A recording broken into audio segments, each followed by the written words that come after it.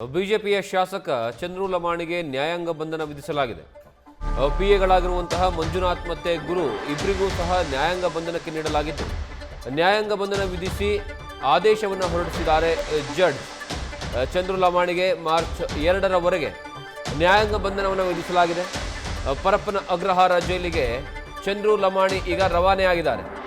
ಬೆಂಗಳೂರಿನ ಜಡ್ಜ್ ನಿವಾಸಕ್ಕೆ ಕರೆತಂದಿರುವಂತಹ ಪೊಲೀಸರು ನ್ಯಾಯಾಧೀಶರಾಗಿರುವಂತಹ ಗಜಾನನ್ ಭಟ್ ನಿವಾಸಕ್ಕೆ ಹಾಜರುಪಡಿಸಿದರು. ಜನಪ್ರತಿನಿಧಿಗಳ ವಿಶೇಷ ನ್ಯಾಯಾಲಯದ ಜಡ್ಜ್ ಆಗಿರುವಂತಹ ಭಟ್ ಬೆಂಗಳೂರಿನ ಯಲಹಂಕದಲ್ಲಿರುವಂತಹ ನ್ಯಾಯಾಧೀಶರ ಮನೆಯಲ್ಲಿ ಈಗ ಆದೇಶವನ್ನು ನೀಡಿದ್ದಾರೆ.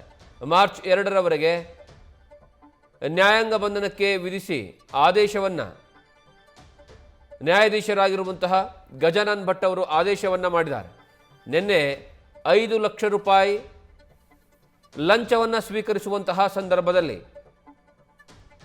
ನೇರವಾಗಿ ಒಂದು ಶಾಸಕರು ಚಂದ್ರು ಲಮಾಣಿ ಜೊತೆಗೆ ಅವರ ಪಿಎಗಳಾಗಿರುವಂತಹ ಮಂಜುನಾಥ್ ಮತ್ತು ಗುರು ಆ ಮೂವರನ್ನ ನಿನ್ನೆಯೇ ಲೋಕಾಯುಕ್ತ ಅಧಿಕಾರಿಗಳು ಬಂಧನವನ್ನು ಮಾಡ್ತಾರೆ.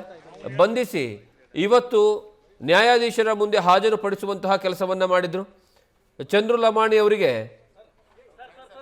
ಜನಪ್ರತಿನಿಧಿಗಳ ವಿಶೇಷ ನ್ಯಾಯಾಲಯದ ನ್ಯಾಯಾಧೀಶರಾಗಿರುವಂತಹ ಗಜಾನನ್ ಭಟ್ ಅವರ ನಿವಾಸದಲ್ಲಿ ಹಾಜರುಪಡಿಸ್ತಾರೆ. ಅದಾದ ಮೇಲೆ ಗಜಾನನ್ ಭಟ್ ಅವರು ಮಾರ್ಚ್ 2ರವರೆಗೆ ಚಂದ್ರು ಲಮಾಣಿ ಅವರನ್ನು ನ್ಯಾಯಾಂಗ ಬಂಧನಕ್ಕೆ ವಿಧಿಸಿ ಆದೇಶವನ್ನು ಹೊರಡಿಸಿದ್ದಾರೆ. ಈ ಕಾರಣಕ್ಕಾಗಿ ನೇರವಾಗಿ ಈಗ ಚಂದ್ರು ಲಮಾಣಿ ಅವರನ್ನು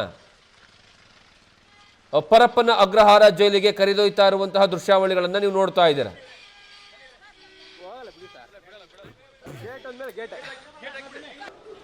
ಹಲೋ,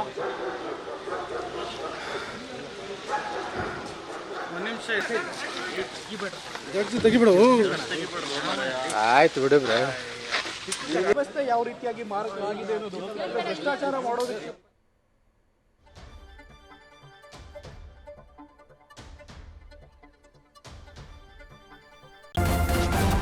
ನ್ಯೂಸ್ ಫಸ್ಟ್ ನಿರ್ಭೀತಿಯಿಂದ ನಿಮ್ಮ ಪರವಾಗಿ.